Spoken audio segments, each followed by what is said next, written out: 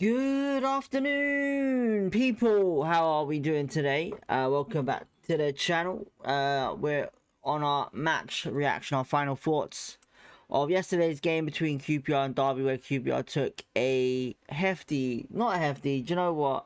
An unlucky result. I'll say unlucky because we were very unlucky yesterday. A lot of questions need to be answered, as you can tell by the title. But thank you for tuning in, everyone. Hopefully you're having a great day anyway, on Twitch and YouTube. But let's just get straight into it with the thoughts of what happened yesterday. So QPR obviously kicked off the game really well. Like I know a lot of people have been on Julian's back a lot this season, and from what I saw yesterday in that first half, it's what I've been seeing and saying about QPR and Julian at the start of the season. You know, when I watched that Preston game, it was a hell of a lot better of attack. You know, the defense is still shaky at times. You know, it still needs a lot of work, the defense does. But our attacking threat, I know how good it can be. You know, and yesterday kind of proved it at the start. You know, we looked really good on the attack. You know, we just need to... We're lacking that final third of creativity and finishing. You know, it's so crazy how we have three great strikers at the club, but it's so hard to get that final finish for some reason. I don't know why. You know, when it comes down to winning games, obviously, you know, the more goals you score, then cool, you don't really need to worry about the defensive issues that much. But sometimes having a clean sheet is brilliant, and the goalkeeper's going to get nagged about it a lot. Now, you know, there is stats, which I said yesterday, there is stats that you can determine whether it's a goalkeeper's fault or a defender's fault. Now, we make a lot of mistakes at the back, we do. And I'm not saying Nardi, Joe Walsh, or Ben Hamer are all perfect, you know. There is going to be sometimes goals scored, whether that's the keeper's fault or the player's fault. But when it comes down to, for what I see, as in, it comes off a player, or a player is in a place where they shouldn't be. For example, Varane yesterday, that first goal for Derby County, we can't be blaming Nardi for that, for sure. You know, Nardi needs to only be speaking to his midfield or defense, or whoever's in that box, to get out the box, you know. And I get it, I totally understand it, whether it's good or bad. But for me, when it comes off a player and deflection, mistakes are pretty much from there. You know, Varane made that mistake yesterday for getting involved. He should have not got involved. On Swansea game, Steve Cook and Davis made a tragic mistake there. And obviously we blame Joe Walsh for that as well. But personally, I think those two type of goals are not goalkeeping mistakes. They're more defending mistakes. Now, when this first game started, you know, we looked really incredible, you know. I honestly think our attack was the best that I've seen this season. You know, obviously the team that we put out, whether it was 4-4-2 or 4-2-3-1, we had we had Nardi in goal, who I think made his last appearance for the club. Julian has said that apparently it wasn't to do with anything about last appearances. It was just he wanted to give him a game. But at the end of the day, I think we all know it's pretty much goodbye. I wasn't at the game, and obviously they turn it off, the stream off. QPR do after they come out for the last game of the season. But if anyone on Twitter or whatever has seen anything with bye-byes or anything like that, please let me know. It'd be much appreciated. Rating wise for Nardi, he got a 4.5. I reckon that is a bit of a harsh one for him, to be honest. You know, he had a really good game yesterday, I think, even though the goals, yeah, cool, but, you know, he looked good at times, for sure. Back four consisted of Davis, Clark, Salter, Edwards, and then Bengay. Rating wise on Davis, 6.3. Look, it's coming to the end of the season now, and obviously one game left. Do we sign Davis or not? In my opinion, I don't think he's proven enough effort to be the kind of left back that Julian wants. Well, whether that's what I want to see or what the fans want to see. But personally, I think Davis is a good player still, but you know, he's only really shined really at certain times of the season. You know, he had an okay game yesterday, but a lot of effort needs to go into seeing a left back that can not make mistakes that much. Clark Salter, cracking game with Edwards yesterday. You know, sometimes there was errors in the second half for sure, but that first half for them two were pretty decent. I like the passing, I like the communicating, the moving around, the getting high up to make sure the attacks were getting happening in their half, in the Derby County half. I just also think the one thing that I would say that really lacked in that first half for them too was communication with the first goal. You know, with Varane telling him to get out. If Edwards is the captain or whoever, you need to communicate with them players to just clear it out and make sure it's not in there. I think when that set piece happened, I think when that shot was taken, I think everyone kind of knew it was going to go in anyway. So yeah. But yeah, apart from that, the second half wise for them too weren't very impressive. So yeah. And Benge, I still think centre back wise is his best position, even though he looked okay on that right yesterday. Attacking a bit better was. Crossing wise, I think we didn't really see that much of crossing from him yesterday. So yeah. Smith, Varane, Morgan, and Benny were all in midfield. Whether it was if it was a 2 in midfield, it would have been Morgan and Varane. In 3, it would have been Smith, Vale, and Benny, and then Kone up front. Kone did score a goal. Vale scored a goal. Assist by Benny. There it was. So yeah. Now the goal wise, going into it, I'll go into that now. Obviously looking at the timeline. So obviously Vale scored in the 13th minute with a Daniel Benny assist. Now this goal I think was brilliant. Was very brilliant. It all started off with, I think it was Kone, where he saw Vale or whoever it was and threaded it through. It went out wide to Benny and then came into the middle to Vale. Vale took the shot. It did take a slight deflection, but it was nicely put into the back, the back corner. It was in the back of the net in the corner. Absolute brilliant goal. Great start. Amazing. But then 25 minutes gone. Obviously Oscar Ferral scored for Derby County. Second half wise, obviously we made a sub in Keely Adamson coming on for Amadou Mbenge. Amadou Mbenge to me looked like he could be probably played with a knock, maybe possibly. Only because I say that because he did go straight into the crowd from a madness of a, not a challenge, but a run, a very speedy run over the top. So yeah, in the first half. That happened in the second half, but there was chances for QPR, sorry people, in the first half where our momentum looked really high in any other game in the first half of the season. You know, that first, I would say, I think it was first half an hour, or no, first 20 minutes were brilliant. Now, usually what I say, the first 20 minutes, and then we usually died down.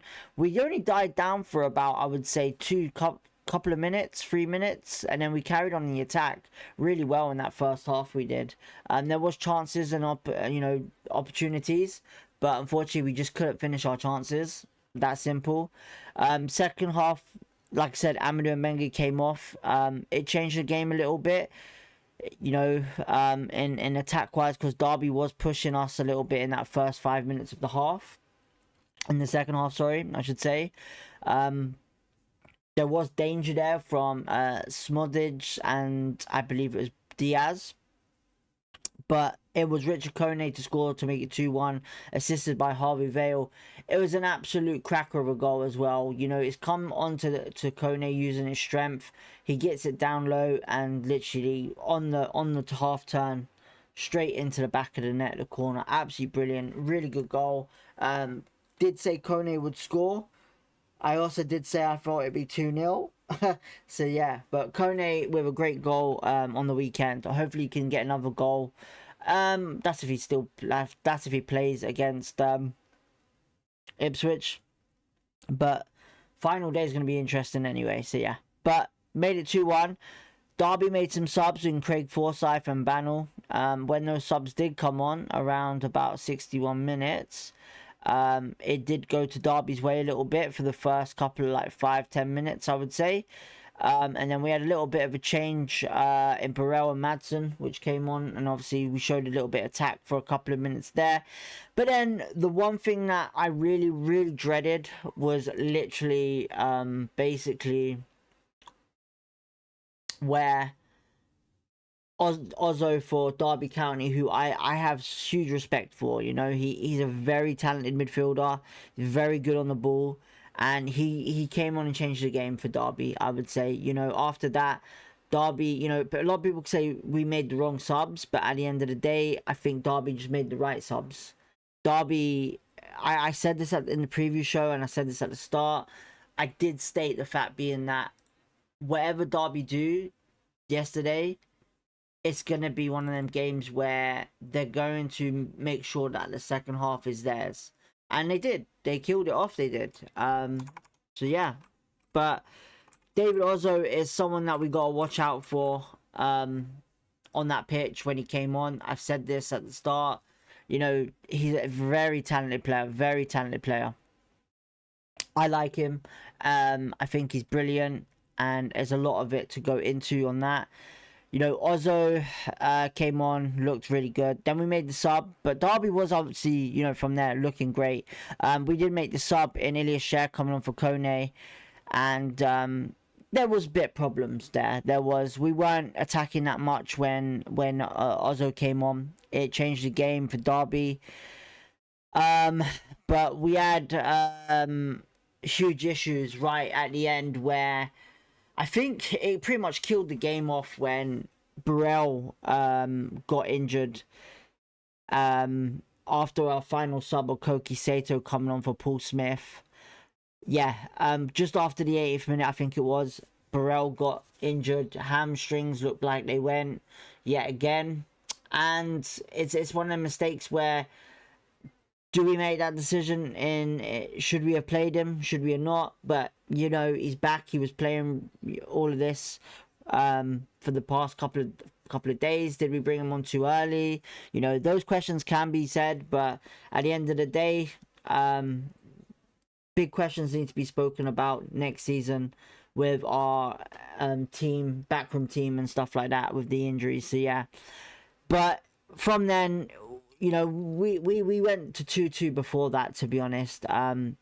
Langas scoring it.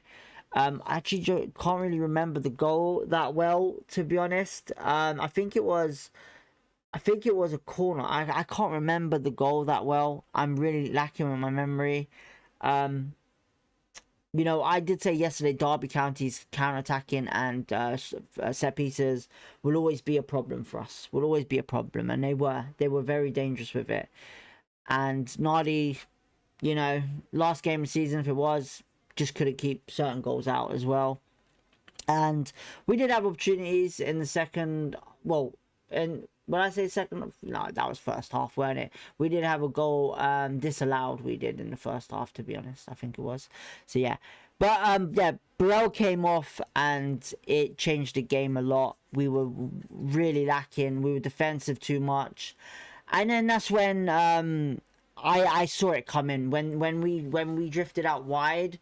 And Jaden Bannell was on the ball on the wing, 88th minute.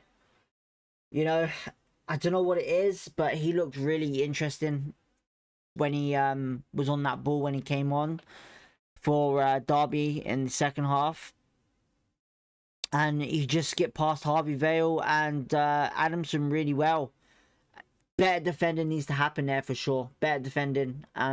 But when Bernal went past that, I was saying, do you know what? If he takes this shot, it's going in. I was just thinking it. And you can see in the watch along as well on that one.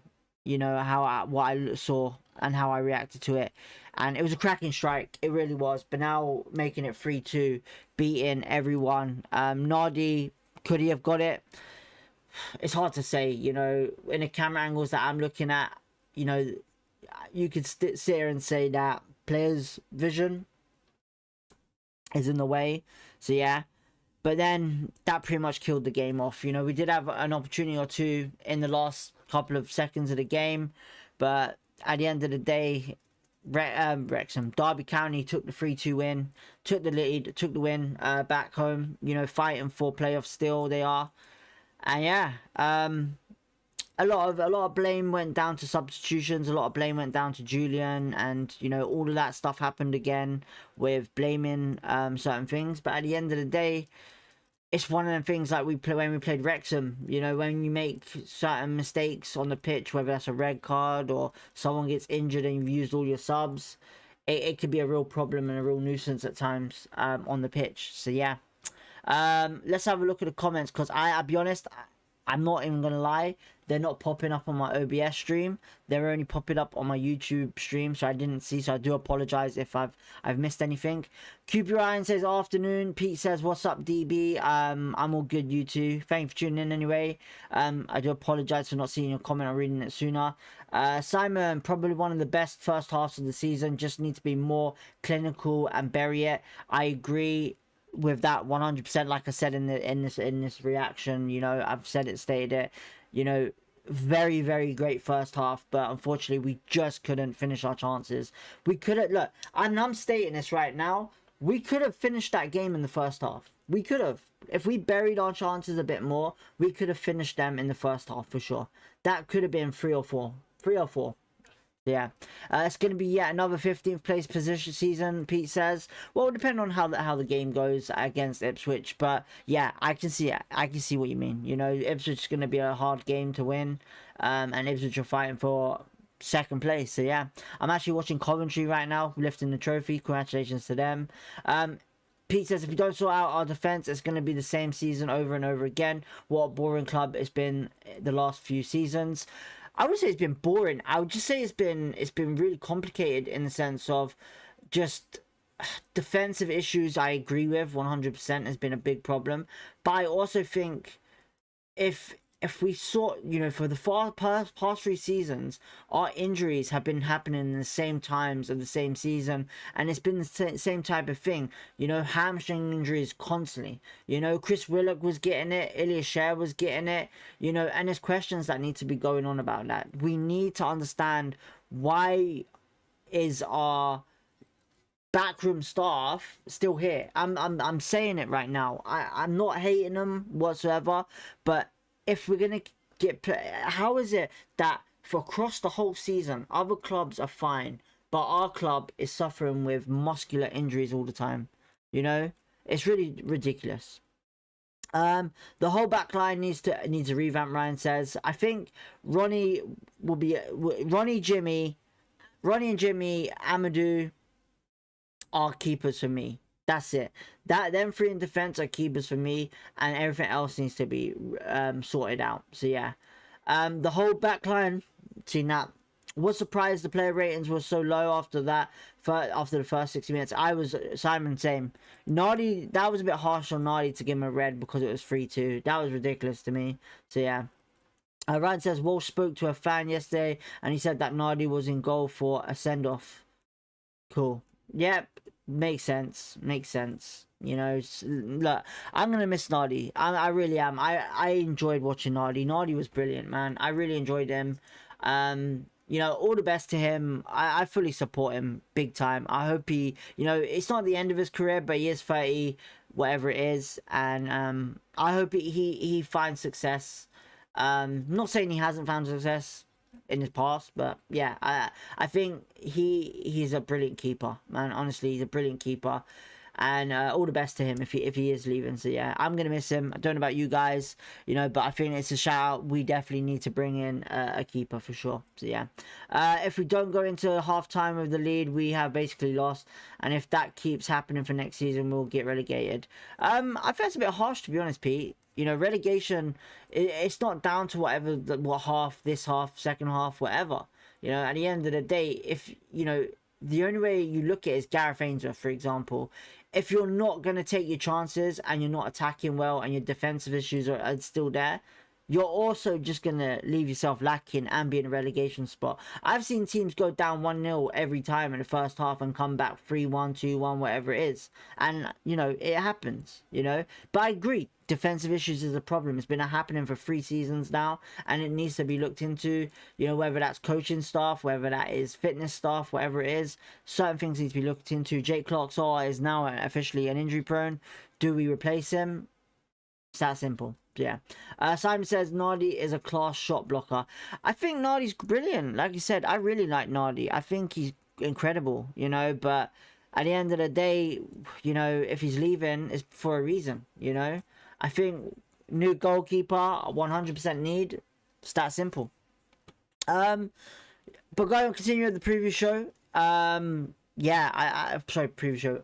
Match reaction show, my final thoughts. Yeah, the whole thing was pretty much a shambles in that second half. So yeah, hopefully Burrell's alright. Hopefully it's not too serious. Poku as well. But yeah, QPR finished their last home game with a 3-2 loss to Derby County. Possession wise, we were dominant, 55% possession. Expected goals was incredible. Total shots, listen, look, 24 total shots, 5 big chances. That just says it all, man. We need to start finishing our chances a lot better. You know, the passing was brilliant yesterday. I really enjoyed watching it. It was very incredible. It wasn't, like, amazing. Like, we're talking Brendan Rodgers, Swansea, but there was very big things there to say about next season. So, yeah. Apart from that, put your comments below what you thought of the game. Who you think is leaving. So yeah, pretty much. Apart from that, we're gonna leave it there because obviously it is coming up for, I believe, the FA Cup between Chelsea and Leeds. I think it is. So yeah, we'll be watching that. Obviously not on stream. But yeah, apart from that, thank you everyone for tuning in to the match reaction, the final thoughts. Leave your comments below. Don't forget to hit the like button, subscribe if you want to, and have a great weekend. We will be live obviously for the last game of the season against Ipswich Town next week. It is is it a 3 p.m. kickoff, or is it I think it's an early kickoff, 12:30. So yeah, hopefully you have a lovely weekend, and we'll be next with our match preview and going on from there. Apart from that, have a lovely weekend. Catch you in a bit, people.